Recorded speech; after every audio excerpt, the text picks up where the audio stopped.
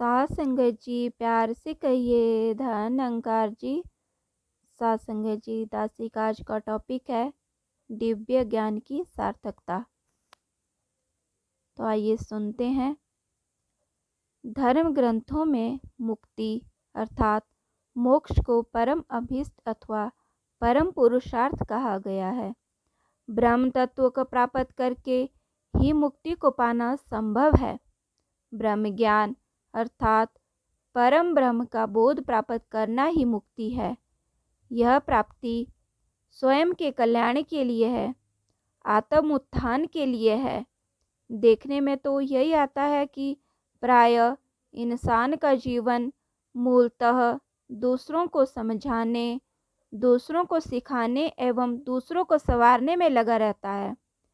जितना भी ज्ञान है दूसरों को सुनाने के लिए ही है कि दूसरा सुधर जाए। इंसान इस ज्ञान का उपयोग अपने ऊपर, अपने को सुधारने के लिए, अपने को संवारने के लिए एवं अपने को सिखाने के लिए कभी भूलकर भी नहीं करता, क्योंकि उसके जीवन का पूरा समय बाहरी परिवेश में, बाहरी संसार में ही गुजरता है। अंतर्मुखी होकर अपने संसार में कभी नहीं गुजरता। इसलिए उसे अपने जीवन की सार्थकता भौतिकता में ही दिखाई देती है। हम जीना क्यों चाहते हैं? भौतिकता और आध्यात्मिकता में हमें क्या ठीक लगता है? जीवन जीने के लिए अपने शरीर, अपने परिवार, अपने बाहरी जगत के लिए अनेकों अनेक भौतिक पदार्थ एकत्रित करते हैं। शरीर को स्वस्थ रखने के लिए अनेकों अनेक खाद्य एवं पेय पदार्थों का सेवन करते हैं ताकि शरीर निरोग रहे और हम अर्जित किए सभी सुखों का भली भांति उपयोग कर सके। लेकिन जीना क्यों चाहते हैं? तो संतों ने जीवन का मूल उद्देश्य लिखा है। भई प्रापति मानुक देवरिया, गोविंद मिलन की ई तेरी बरिया, अवरी काज तेरे किते न काम, मिलु साध संगति भजु केवल नाम। स्पष्ट है, जीवन का उद्देश्य हमारे लिए लिखा है कि मनुष्य देह जो मिली है गोविंद के मिलने की यही बारी है, अर्थात इस आत्मा का परमात्मा से मिलन का यही अवसर है। यह हमारे लिए निर्णय है कि और जितने भी कर्म साधन कार्य मेरे द्वारा हो रहे हैं वो सब इस लोक के क्षण भंगुर सुख के लिए है, न कि आत्मिक स्थायी सुख के लिए।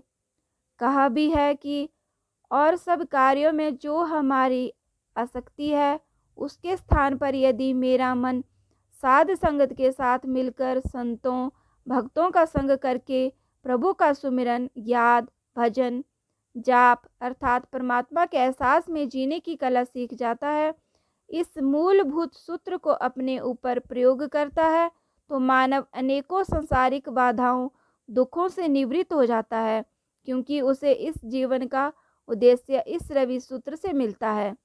जब इसे पूर्ण सतगुरु की सानिध्यता द्वारा पूर्ण संत के संग द्वारा यह चेतना मिलती है, तब इस ज्ञान के उजाले में साधक अंतर्मुखी होकर जीवन के उद्देश्य को समझता है कि मेरे द्वारा अर्जित भौतिक पदार्थ, संसार एवं परिवार कुछ समय के लिए ही इस परमात्मा ने हमें दिया है।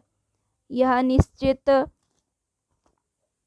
समय के बाद यह भौतिक मान, प्रतिष्ठा, पद, वैभव एवं मन में बसा संसार या तो मुझसे बिछड़ जाएगा या मैं ही इसे छोड़कर चला जाऊंगा।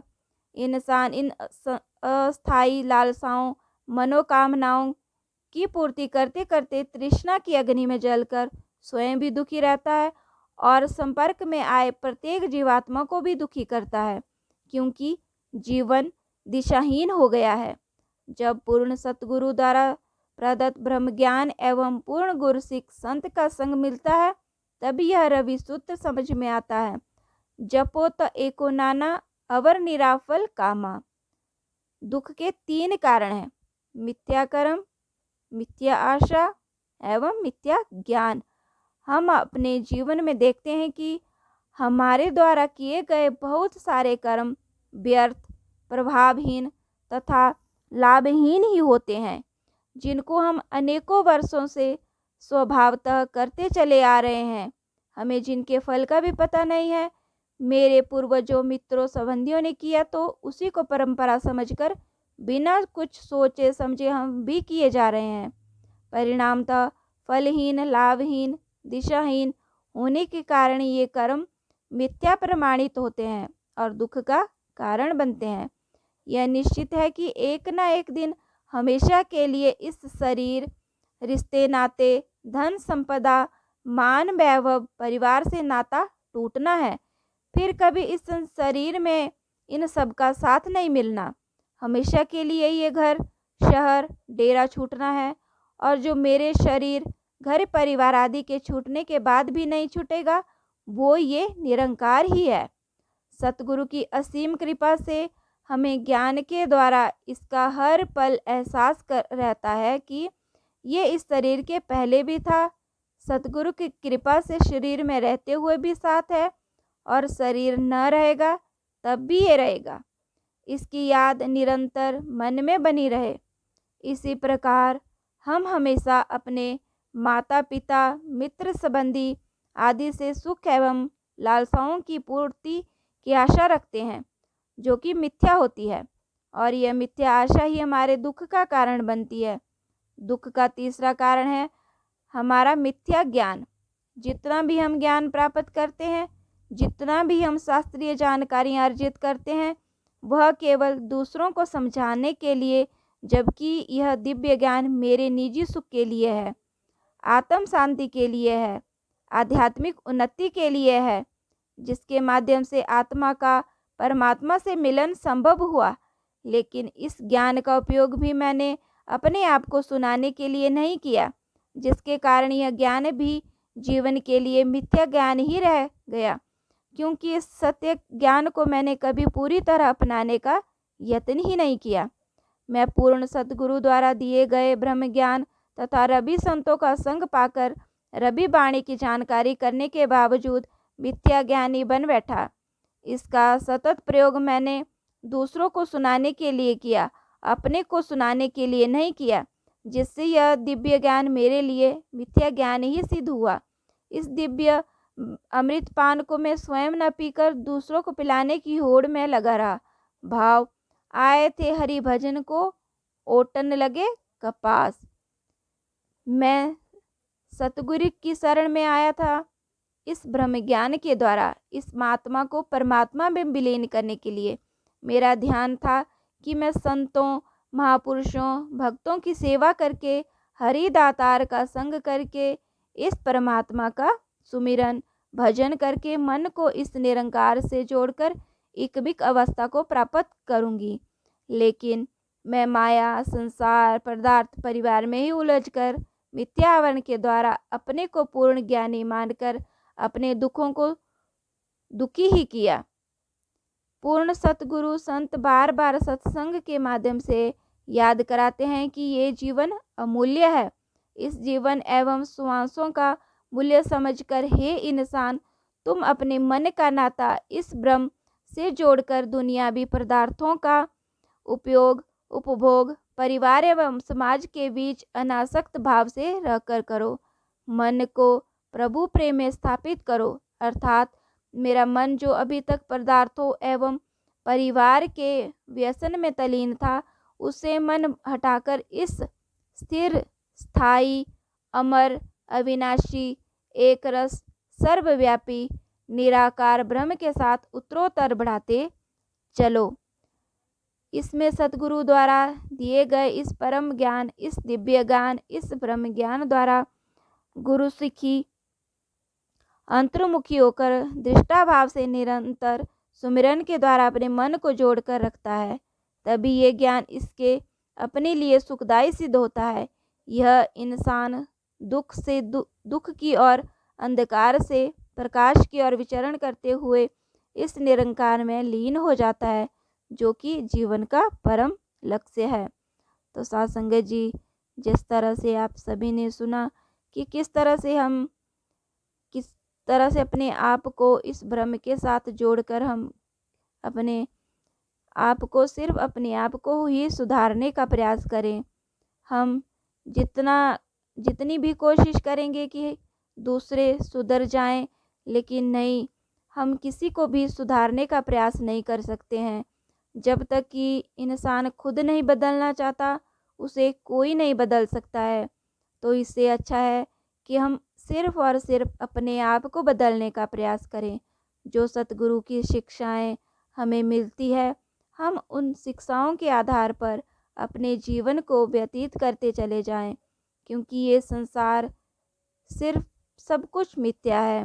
इस जब तक हम इन सांसारिक सुखों के साथ जुड़े हैं, तब तक हमें दुख का एहसास होता रहता है।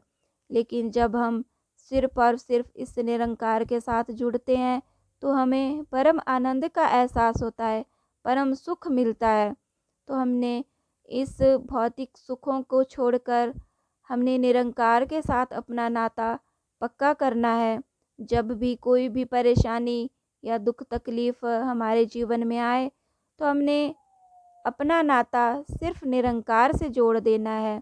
जब हम इस निरंकार के साथ एकमिक हो जाते हैं, तो हमारा पूर्ण जीवन बदल जाता है। दासी का स्वयं का ये अनुभव है कि जितना जितना सुमिरन में हमारा ध्यान जुड़ता है, उतना उतना ही हमारा जीवन जो है वो सुखदायी होता चला जाता है। तो आओ साथ संगत जी, हम सभी यही प्रयास करते चले जाएं कि जो भी हम सीखते हैं उसे हम अपने कर्मों में ढालने का प्रयास करते चले जाएं, क्योंकि ये ज़िंदगी सिर्फ और सिर्फ सीखने का ही नाम है। जिस दिन हम सीखना छोड़ देते हैं, उस दिन हमारा जीवन व्यर्थ बन जाता है। तो हमने सीखते ही चले जाना है। जो जो सद्गुरु की सिखलाइयाँ हमारे जीवन में आती है, जो जो हमें सद्गुरु आदेश देते हैं, उन आदेशों का पालन करके हम परिवार में रहकर अपने सुख को सासंग जी इस निरंकार के साथ जुड़कर सिर्फ और सिर्फ परमात्मा का ध्यान करके ही हर पल हर क्षण को व्यतीत करते चले जाएं। इसी भाव के साथ जिन भी संतों को ये विचार अच्छे लगे हो, अपने जीवन में ढालने का प्रयास करते चले जाएं। तो इसी के साथ दासी सुमिरन में आप जी सभी साथ दे सकते हैं। तू ही निरंकार मैं तेरी शरणा मैनू बख्श लो। तू ही निरंकार मैं तेरी शरणा मैनू बख्श लो। तू ही निरंकार मैं तेरी शरणा मैनू बख्श लो। तू ही निरंकार मैं तेरी शरणा मैनू बख्श लो। बोलिए सतगुरु माता सुदीक्षा सविंदर हरदेव जी महाराज की जय।